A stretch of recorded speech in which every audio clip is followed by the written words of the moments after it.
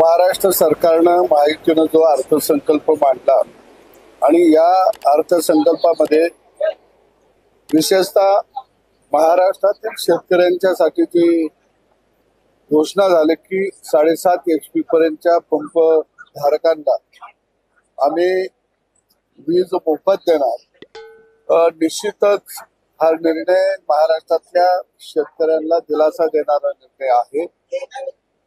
मोठ्या प्रमाणामध्ये ग्रामीण भागामध्ये दुष्काळ पट्ट्यामध्ये 3 HP पासून 7.5 HP हॉर्स पॉवर पर्यंत पंप विजेचे वापरले जातात आणि निश्चित त्याचा फायदा हा ग्रामीण भागातल्या कोरडवाहू शेतकऱ्याला मोठ्या प्रमाणामध्ये होणार आहे। बागायत पट्ट्यामध्ये तो होणार आहे आणि पाठीमागची जी शेतकऱ्यांची थकबाकी होती वीज पंपाची ती माफ करण्याचा निर्णय घेतला। त्याचं स्वागत रयत क्रांती संघटनेच्या माध्यमातून आम्ही करत आहोत।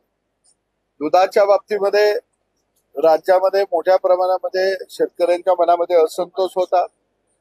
प्रति लिटर 5 रुपये अनुदानाचा निर्णय घेतला, तो स्वागतार्ह निर्णय आहे।